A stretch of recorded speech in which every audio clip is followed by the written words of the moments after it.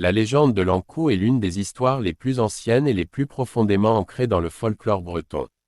Elle incarne la mort elle-même dans la culture celtique et est une figure mystérieuse qui suscite à la fois la peur et la fascination.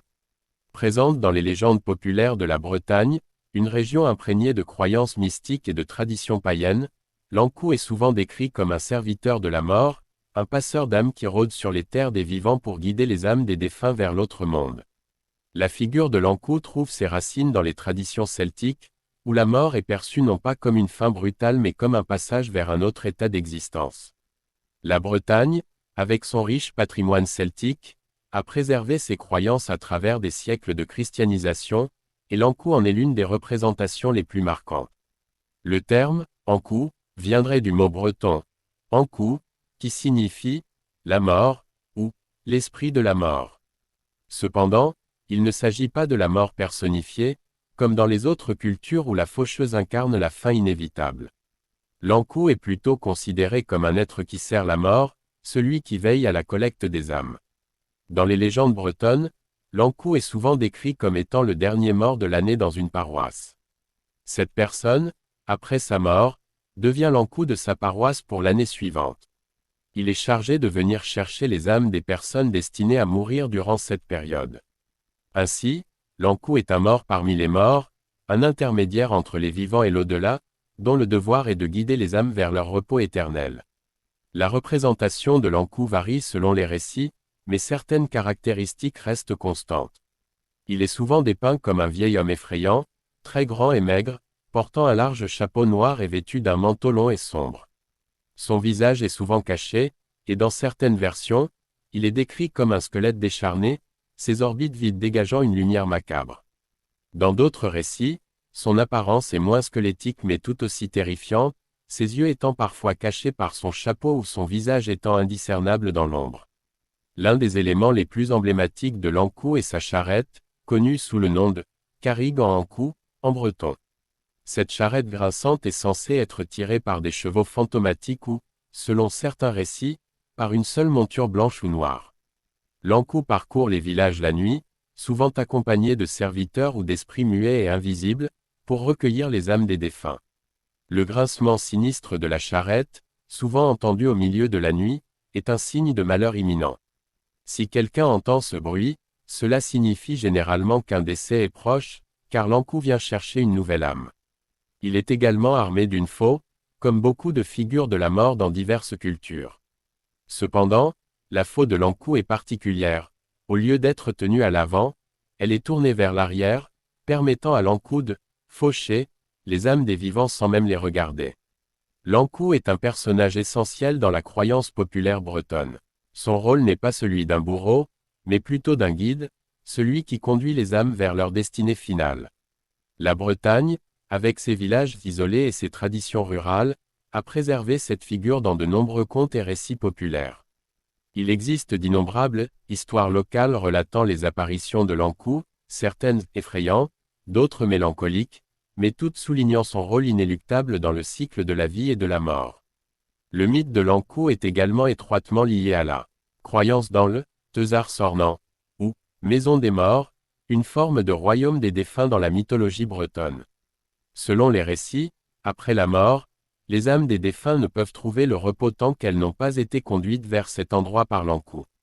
Celui-ci vient chercher les âmes à l'heure de leur mort et les emmène à bord de sa charrette vers cet au-delà où elles pourront enfin trouver la paix.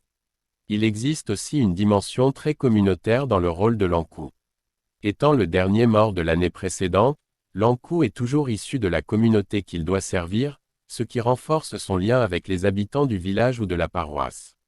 Cela ajoute une dimension presque intime à son rôle, l'Ankou n'est pas un étranger ou une force impersonnelle, mais bien un membre de la communauté des morts, qui a lui-même vécu parmi les vivants.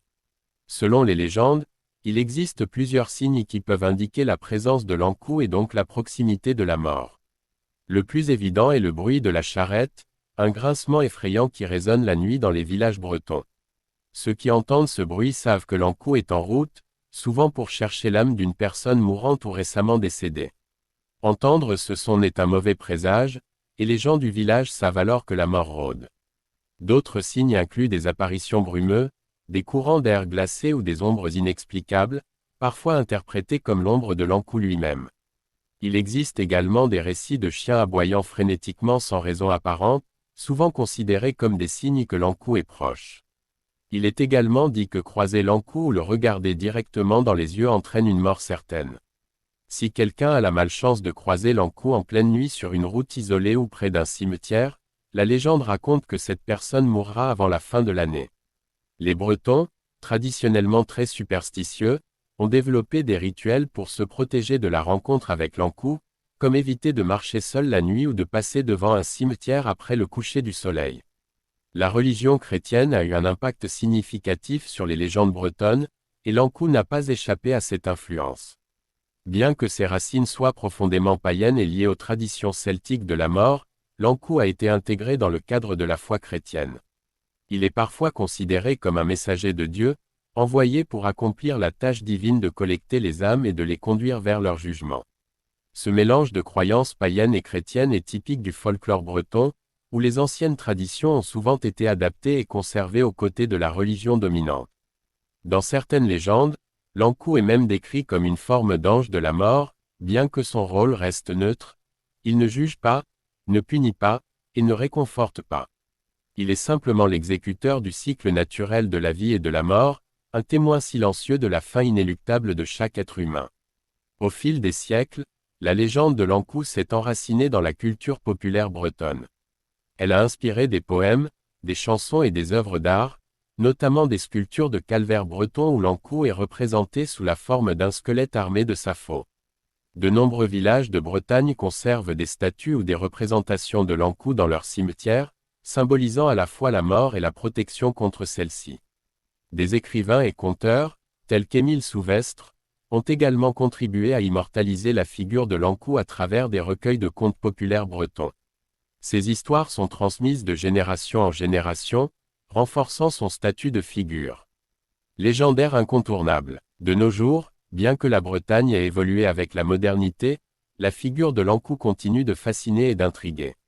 Elle est souvent mentionnée dans les discussions sur les croyances anciennes, et son image demeure vivante dans l'imaginaire collectif breton.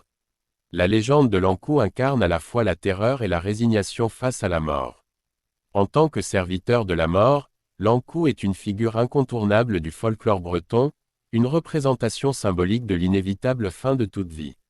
Son apparition silencieuse et son rôle de passeur d'âme ont fait de lui un personnage central des récits populaires, et il continue de hanter les esprits et les contes de la Bretagne, une région où le mystère et les croyances anciennes persistent à travers les âges.